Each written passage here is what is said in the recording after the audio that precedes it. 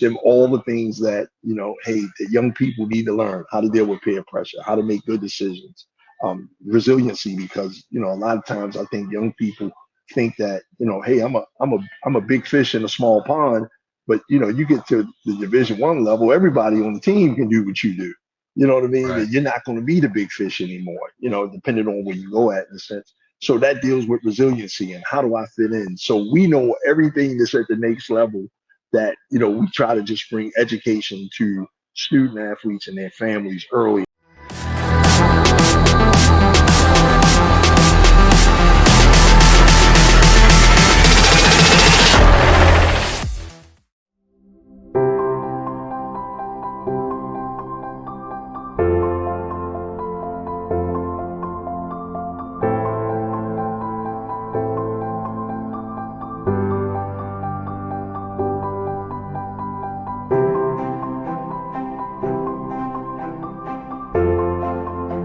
Welcome back to the Positive Gains podcast. Today, my special guest is Mr. Marty McNair of the Jordan McNair Foundation. Marty, how you doing today? I'm good, man. Thank you for having me. Thank you. Thank you for being on. So yeah, I come across the foundation maybe let me think. Maybe last year, I Okay. believe. Yeah, it was last year. I do a lot of research, a lot of sports things, stories, and I remember the story when it happened, and I'm really glad that you guys have a foundation behind it. And yeah, I hope today that for the viewers and the listeners out there, they'll be able to gain a better understanding of exactly what happened and what's going on now with Right. the foundation and fix things. So Yeah. yeah, man. So some background info, Okay. whatever you're willing to share on yourself. Yeah, man. So, obviously, it's hard to believe it's been 7 years.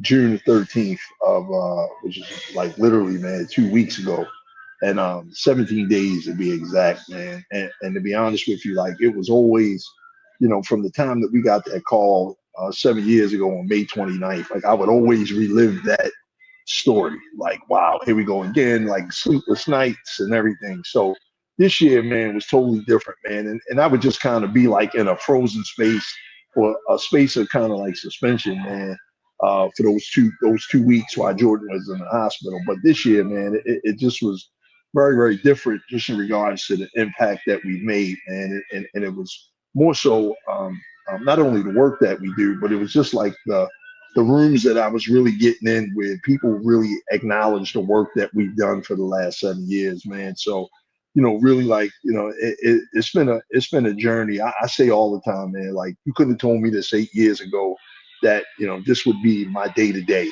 right? Really living Jordan's story. But really, for us, man, the why is, like no other. If I had to do this work for somebody else, it probably would seem like work. Like, wow, these people are relentless. Like, they will never let me get a day off.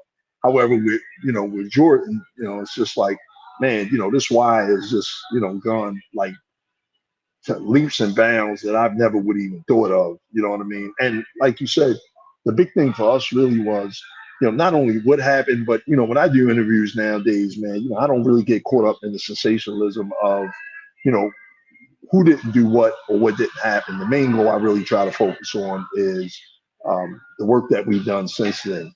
Obviously, Jordan had a heat stroke very first. He had a heat related injury, the very first day of practice. Let me be very definitive. They were running gases the first day of the sophomore conditioning drills, and just really 2 months too quick. And, obviously, as a lineman, really, he's a big guy. I didn't know, he started showing signs of distress, like in that sixth or seventh rep. His teammates handed him off to the athletic trainers, and man, obviously they really didn't recognize the magnitude of the injury at that time. And when I tell you, it escalated quick from heat exhaustion to heat stroke really quick, and really they kind of went beyond the window of irreparable damage to really kind of just treat him, with something. And the interesting thing about a heat-related injury, man, it's 100% preventable. Like, somebody gets overheated. If you do these things that I preach about every single day, a kid or whoever it is can make it home to their families. Unfortunately, when those signs are ignored, that's when things become tragic. And we literally went from a healthy kid Tuesday morning to an emergency liver transplant Friday morning. I didn't know anything. I just thought when it was heat, if it was a heat related injury, or heat stroke, but I'm just using loosely at this point, I just thought, hey, you got somebody in some shade, some cold water, and cool them down. Yeah, that's true. However, when you let it escalate, and all the signs in our case were there that particular day, and literally like all the damage was done on the field. So for me, really like when this happened, we went to the hospital and man, just kind of went through the whole process. But when we're talking to a organ transplant doctor, less than that happened Tuesday. We had a conversation with the doctor, an organ transplant doctor, and he was saying, if we don't get a liver today, Jordan to be dead within 12 hours. And it was like, wait a minute, what? Like 85% of his liver is in necrosis. So in layman's terms, 85% of his liver was dead, and you all need to make a decision, mom and dad. So, obviously they got a living from somewhere. Now, keep in mind, I don't know any of these stats. I don't know how many people die every year waiting on liver transplants. But in our case, somebody had kind of, erred or created a big error in a sense, and they were doing everything that they could do to, save his life. Unfortunately, it was just so much damage done on the field that, really liver transplant wasn't enough really to save him. It was almost like the Titanic was going down, and just that one engine wasn't going to bring it back up because it was just so much damage done. And for me, Mike, while Jordan was in the hospital those 2 weeks, I used to walk down this long hallway every time I would come into the hospital, University of Maryland, and he was in ICU. And man, I would have all these emotions just in regards to like just feeling impotent, angry, helpless, because there was nothing I could do for him. And as a father, I don't care what father it is, if you're connected with your child, somehow you're going to blame yourself for that particular incident. And in my mind, it was just like, damn, what didn't I thought I protected him for everything that I knew. Yes, which I did, but it was what I didn't know that got us. And those questions, man, we just went from and hold on. So every time I walk down this long hallway, basically, man, as soon as I get to the elevator, now I got to put this mask of strength on for my family. And to be honest with you, man, I literally was like optimistic, man, that he was gonna come through. Like, he'll make it, and you don't see, the magnitude of losing your child. I just knew like we might not play football again, but we're gonna get through this, and he's gonna have a hell of a story to tell. And I kept saying to myself, like, what questions didn't I ask while the coaches were at our kitchen table? I asked two questions. I asked, could he get some playing time? And then I asked something around mental health and substance abuse, just because that was my business at the time. I owned a treatment facility in Baltimore City. And man, that was it. So when Jordan passed, it was like, hey, do I choose door number one and go into this rabbit hole of depression and despair, or do, I try to do something about it? And man, I just chose door number two, man. And, really, man, here we are, and the main thing, just in regards, here we are 7 years later, man, still making a significant impact, man, for sure. So I was talking to a family yesterday, young man by the name of Calvin Dickey Jr. He passed last year from, he had a sickle cell situation, and it became tragic at Bucknell. And I was on the phone with his parents yesterday, man, just trying to offer them some support. They were doing their very first sports clinic this year in Tampa.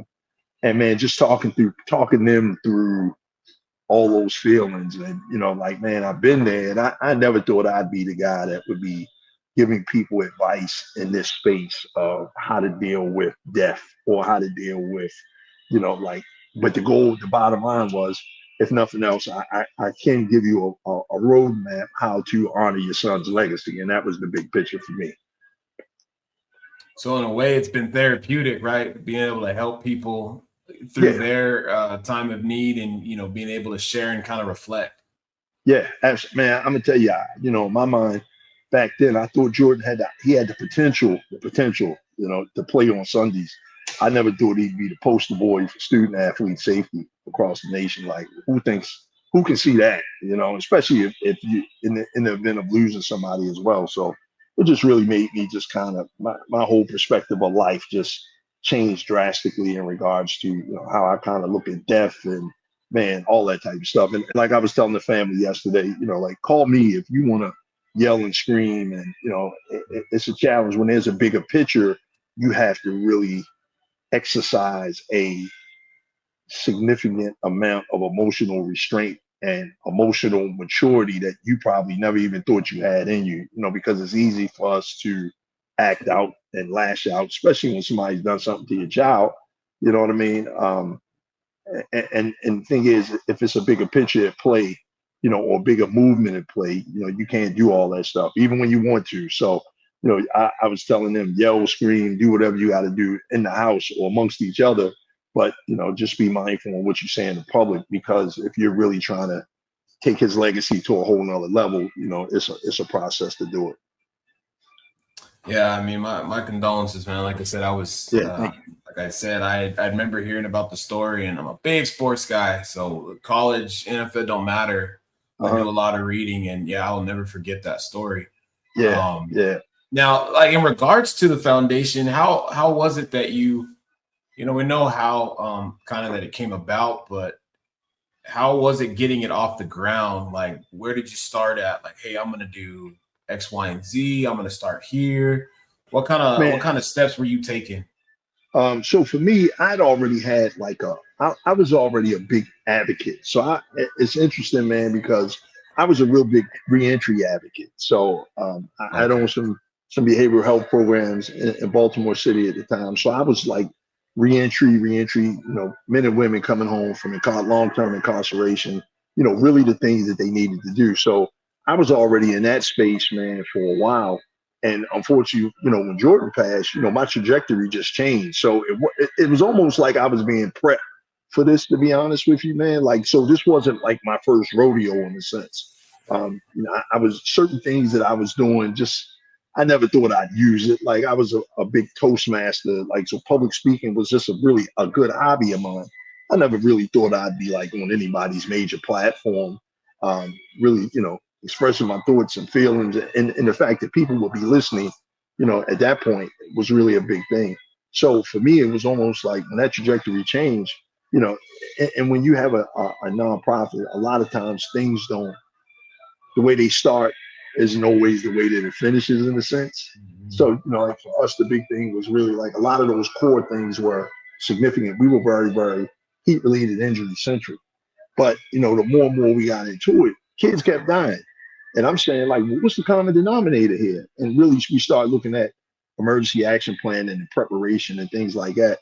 In our case, at University of Maryland at the time, I don't think anybody maliciously said, hey, I'm going to kill this kid today, or I'm going to make a poor decision. But when you look at systematic failure from a perspective of they had systems in place, however, nobody was checking the checker. So the systems were in place, but nobody was practicing the systems.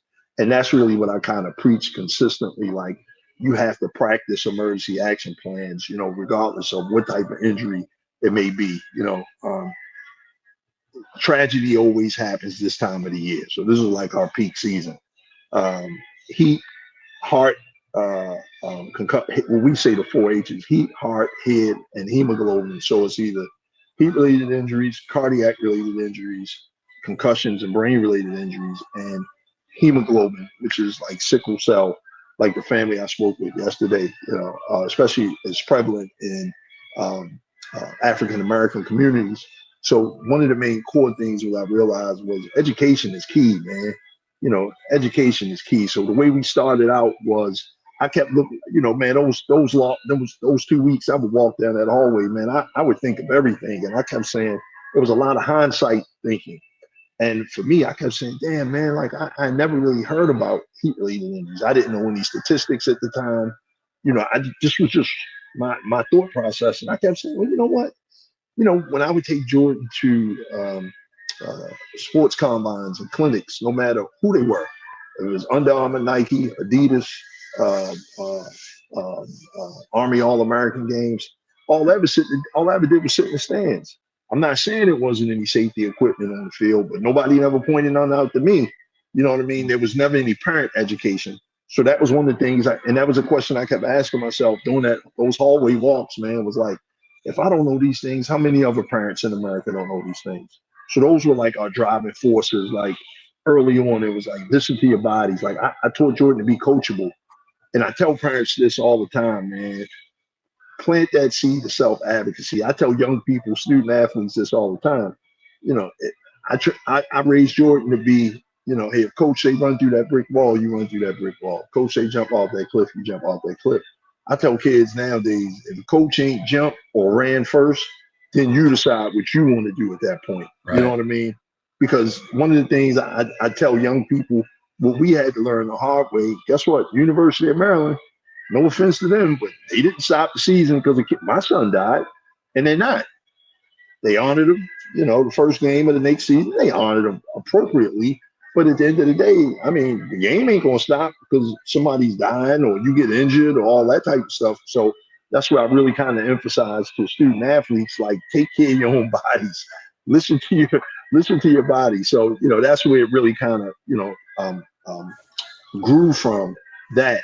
We were very, very football centric the first couple of years. And then we got student athlete centric. Everybody in the room, every athlete in the school, this can happen to you. So now, you know, we really started focusing, and we just, you know, our whole process, man, with the foundation was incremental. Take my word for it, man. Like some days, let me tell you, I'm just glad we in year 7 to year 3 or 4 now, or year 2, you know, or year 1, like the family I spoke to yesterday, man. Like, you know, I'm just glad because this is an interesting business, man. And, you know, you got to be very, very intentional in how you move in the nonprofit space as well. And so a team that you built around, are you guys going out? Like, do people have you out at schools and some of these different things before the season starts? Yeah. So like this is our peak season. Our peak season is usually from April all the way through September. So like, man, you know, it's interesting because, you know, I keep referring to the family I spoke to yesterday. You know, I was telling them like, yeah, this is your first one. You know, we started with, everybody got to start with one. You know, whether you know what you're doing, how you doing, as long as you got good intention and you're practicing, you're being an example of what it is that you're preaching.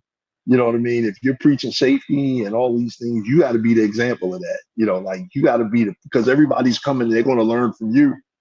And man, you know, that was one of the things that we always kind of believed in a sense. So, you know, really, man, we started with one clinic in 2019, our own clinic, man. And I average probably 20 plus a year now.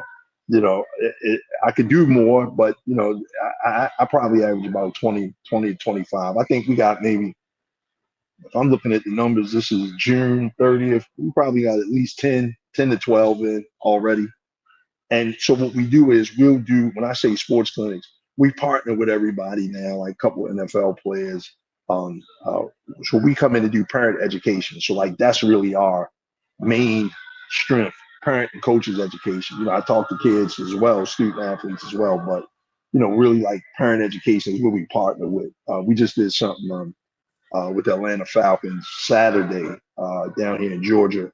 It was it was a coach's training, you know, and it's just like, you know, we're like 3 tiers. So we have student athlete education, parent education, and coaches education, all around safety and a couple other things as well. And so, you know, when we talk about like changes that you've seen when you're going out there and you're talking with these different people and maybe some of it, you know, when you come up, maybe they're like, hey, look, I know that we don't have everything in place, you know, please, you know, they're trying to give you the warning and you're looking at it and you're evaluating them and helping them. What changes have you seen from those people that have had you guys out there? Man, nowadays most people that we've educated, they have a heightened sense of awareness now, right? When I talk to parents think that coaches are medical professionals, right? Same way I did, like, oh, coaching them, man, and coaches are not medical professionals. Depending on the level of competition that we're speaking to at the youth space, I try to get parents involved. Like, hey, don't think coaches are going to be the ones that's going to save your child. You know, so the goal really is you can't get mad at people for what they don't know. You know, like, a lot of people, safety just ain't a priority with some folks. And then, after we've come and we've spoke, or educated, the organizations, people become very, very hyper aware of these types of things.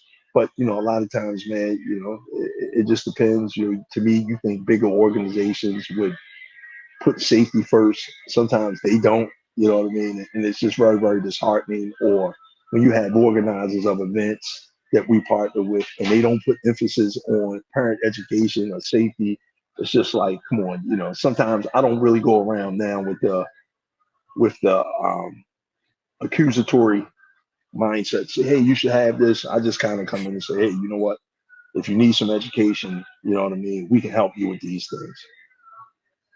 See, and I'm glad you guys do that. That you offer the parent aspect form of it, because like kids are gonna be knuckleheads. A lot of them, Oh, yeah, right. You know what I mean? They're like whatever, Yeah. and Yeah. I think sometimes as parents, those that don't know, they just kind of go with the flow. They'll just click the training, and they're not really reading. They're just trying to get through them. Trying to get through them. Yeah. I'm glad, like you said, it was eye opening, because I myself, my wife and I, we went to a thing for our son a while back. Okay. And they did the same type deal. Now it was basketball, but they taught on safety, with the parents, the safety, the mental aspect, and the same thing that you just said. They said, us coaches, man, we're not medical professionals, so you need to be in tune and make sure you know what you're doing, because you can't put all your stuff on us. And exactly, that's the first time I'd ever heard that, and never really thought about it like that. So I'm glad you're doing that. Yeah, man. That's the thing. And again, how old is your son, if you don't mind me asking? He's 15. Yeah, man, it takes a village, but again, the more educated, our catchphrase is the more educated that we all are, the safer our kids are going to be, regardless. Now I see, I put it up here. I want to make sure I get it right. Kobe curriculum, if you wouldn't mind talking about it. Yeah, man. So I was just telling somebody today, Kobe started as like a self-advocacy, listening to your body. It literally was a one-pager, right? Literally like a call to action or a set of guiding principles for student athletes. So what that meant was we had a one-liner, it was KOBY, and it talked about self-advocacy. If you feel uncomfortable, speak up. If you see a teammate being in a position and you feel uncomfortable, speak up to save his or her life, right? But the goal was really to say, hey, keep on believing in yourself. And that was really the main thing from the beginning. And man, when I tell you this thing has evolved from a one pager to a curriculum to a podcast to literally a 1-day educational summit that we're taking on the road in 2026, right? So, man, when I tell you evolvement, the Kobe curriculum, because nowadays, the whole landscape of college sports has changed. As of Tuesday, profit sharing of this $20.5 million in all the schools that opted in to pay, right? Man, it's all about financial literacy now. And really like, the whole college landscape has significantly changed with NIL and collectives and all that. So Kobe really for us is about preparing student athletes. We got a curriculum. I've written a couple books along the way. So the Kobe curriculum is really just like preparing student athletes for that next level. We prepare mentally, like how to let the mental foundation or their mental health be the foundation of their success. We teach them all the things that, hey, the young people need to learn: how to deal with peer pressure, how to make good decisions, resiliency, because, a lot of times I think young people think that, hey, I'm a big fish in a small pond, but, you get to the Division I level, everybody on the team can do what you do. You know what I mean? Right. You're not going to be the big fish anymore, depending on where you go at in a sense. So that deals with resiliency and how do I fit in? So we know everything that's at the next level that, we try to just bring education to student athletes and their families earlier. We teach parents how to protect their child, like mentally, financially, and most important, legally. I'm gonna tell you, and I emphasize legally because I remember when Jordan was in the hospital a couple of days prior to him passing, we got legal representation. And the very first question our lawyer asked was, do you have a power of attorney? We were like, what's that? And why do we need it? And basically what they were saying was, my lawyer was saying, like, he's emancipated at 18. Now if Jordan had been in another state, I mean, and if he wasn't 45 minutes up the road, like, man, that would have been a terrible situation that we would have been in. So we teach parents how to protect your child legally, financially, medically, and nowadays, even with, this FRPA form with schools, keep in mind, just think, like the college ain't got to tell you nothing. This kid's 18. So if they flunk out, they flunk out. They ain't got to inform you that they doing bad in school. So again, as parents, we still need to be in control of all these things, because I don't think that young people should be in a position where they can make these life decisions. Wow, that's a lot. I mean, that's I more know, than right? I mean, that's fantastic, man. That's a whole lot of nuggets of information. Especially like you were talking about, legally emancipated. I didn't even Yeah, think man. about being able to try to make decisions like that. Yeah. And nowadays, with especially with this whole financial piece in play, man, like if you're not getting this information earlier, money, what people fail to realize, everybody thinks that money is the cure to all their problems, man, but money can create just as many problems as it can solve. So the goal really is to start educating families earlier. That's what our whole Kobe curriculum, our Kobe summits, you know what I mean? My new book is called The Fifth Quarter, A Parent's Guide, How to Prepare Student Athletes for Life Beyond the Game. Man, it's a whole lot, like this train is moving really, really fast. And what it does is, we thought that, hey, Jordan was still calling his mom, Tanya, asking her, could he go out on the weekends? He was that type of kid. But legally, this is what it was. You know what I mean? Like, man, no, but who I think overall for us, Mike, the goal is really to give parents an in the event of mindset of preparation. Like, don't think this can't happen because it can. What about the I know it says most rewarding project, but I Yeah. mean, I know in general, like you're proud of all of it. Has there been Yeah. anything that's like stood out to you that somebody just come and said, "Hey, Marty, like you guys saved us, man. We didn't know about this and that. Now I feel Yeah. like we have the tools to be successful." Yeah, so I get those all the time when people come up and say those things. But I'm gonna tell you, man, the big thing that I think my biggest accomplishment was not creating, or bringing a bill to the state of Maryland called House Bill 836. And what that is, man, it mandates that the emergency action plans are practiced twice a year, right? At the beginning of every fall season, and at the beginning of every spring season, every fall season. The right safety equipment has to be within 2 to 3 minutes reach. This plan has to be practiced. You got to have the right safety systems in place, and they definitely have to be implemented. So, and it's state mandated that this is the thing. So, to me, like out of the 4 laws that we got passed, that was like the most significant one to me. But man, we get those aha moments of gratitude just with people just saying, hey, you know what, we appreciate you and the work that you do, really to save some lives. So that's always a win for us. And if you had to have just one thing that you hope somebody takes away from this conversation and kind of to really put everything, bring it to home with the foundation, what would you hope it'd be? Man, education, education, education, man. Do not leave anything on the table. And really to emphasize to all your listeners, don't be afraid to have a voice. Plant the seed of self-advocacy in your student athletes or your children. Everything starts at home. So just plant that seed. If they feel uncomfortable, let them listen to their body, teach them to listen to their bodies, to speak up for themselves, man. Like that's the most important thing. Like, don't get caught up in, as a parent, I think that we should be looking at life after sports all the time, because people fail to realize. Now, I'm gonna give a prime example. One of Jordan's friends, he's one of our board members, and like he went to high school. He was one of the very, very vocal people to speak up, and when this happened, and we were talking the other night, and I said, "Wow, man, when you when he graduated with his undergrad, it was like he had 3 options. He could be our first executive director. He could go in the draft, right? or he can go to law school. He was smart. He chose law school, right? So we were talking. I said, how long do you think you would have made it in the league? He said, man, I might not have lasted 3 months.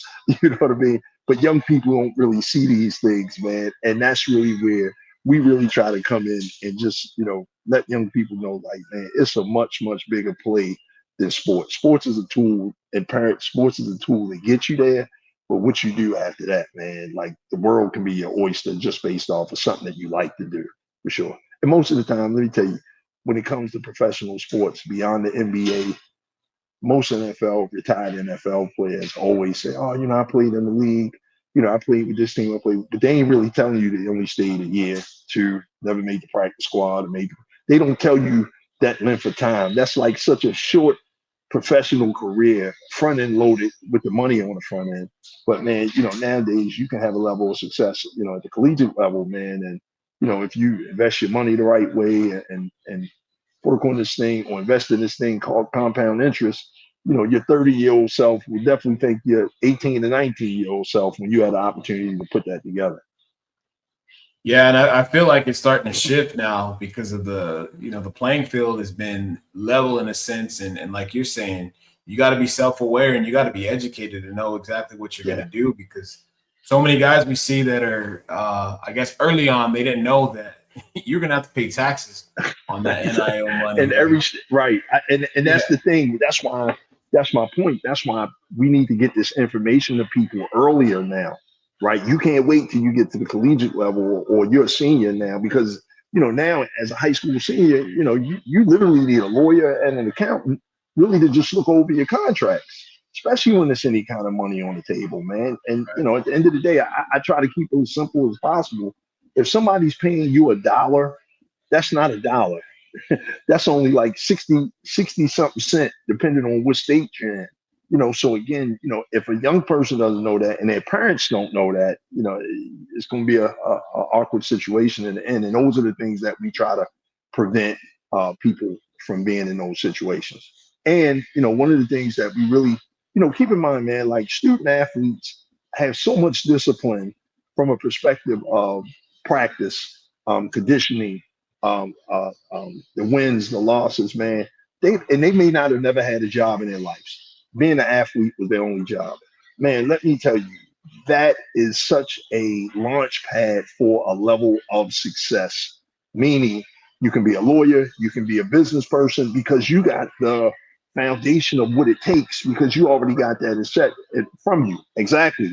And that's really what we've been really kind of promoting lately with some new partners, really like talent pipelines, to say you already an athlete. Guess what? You already know what it is to show up, put the work in, the level of commitment. You can take that and make, really make a realistic or a very successful life beyond just the low hanging fruit of sports, in a sense. Yeah, I had a guy once tell me that he goes, my quick advice to anybody in sports, he goes, use it, don't let it use you. Use it, don't let it use you. Totally agree. Yep. And so what's next with the foundation, man? What else? I know you said peak. This is peak times. Is there anything this is our peak that you got going on? Yeah, man. So like our big thing is, I encourage everybody to follow us. We're doing these Kobe summits, right? And basically these Kobe summits are, we bring mental health professionals together, we bring sports agents together, we bring financial literacy partners together, we bring legal partners together. So everything that I just said, we putting all that in one day worth of information. We have education for parents, we have education for student athletes, man, and we're dealing with real-time examples. So we have parents that sit on our panel discussions, man. They got kids in college. They went through NIL. They might have recently had kids that, may have made it to the professional level. And, as a parent that's talking to another parent, man, we can definitely identify with one another. And student athletes, it's the same thing. We believe in that peer-to-peer mindset, where young people learn from other young people. If you go to our YouTube channel, look at our podcast, man, all my guests are college student athletes. And this is real conversation. This ain't nobody that graduated 20 years ago. That's too old. We deal with young people that are really knee deep in it to say, hey, this is what I'm dealing with here. And, this is how you get through this. So that's really one of our big things. But our Kobe Summit, man, our Kobe Summits Kobe High School summits, man. Like, be on the lookout. They coming to a town near you, man. So 2026 should be like a really strong year. I encourage everybody just to kind of follow us. We have a Kobe curriculum where basically we go around to schools or whatever, man. But I mean, like, really, teaching this thing. We got an 11-session curriculum, man, that will, prepare your student athlete for life beyond the game. That ties into this last part. Yeah. Where you guys at on social media so everybody can find the info? Yeah, man. Follow us at the Jordan McNair Foundation on Instagram, Facebook, YouTube. Man, like, we got a ton of information all the way around the board, man. But IG, I don't know why we post so much on IG. That just seems to be kind of like the space. I'm on LinkedIn, but when it comes to just following us with some daily consistent information, man, it's usually Instagram or Facebook. And I just encourage everybody, man, visit our website, look at the work that we're doing, or man, DM me, man. I mean, we always got some information to share. Marty, thank you so much for sharing. I mean, the foundation's great, man, and it's much more than I expected. Yeah, and thank you. I'm so glad that you guys have been able to turn something, really horrific, man, into something that's gone into something positive, and you guys are educating and teaching. So big pat on the back, man. Thank you, sir. Appreciate you, Mike, for sure, man. Heck yeah. If there's anything I can do to help, please let me know. Hey, brother, spread the word, man. I appreciate you and your platform, man. And hey, get this out to all your listeners, man. And we keep going from there, man, for sure. Yes, sir. Best of luck to you. All right, Mike. Thank you, sir.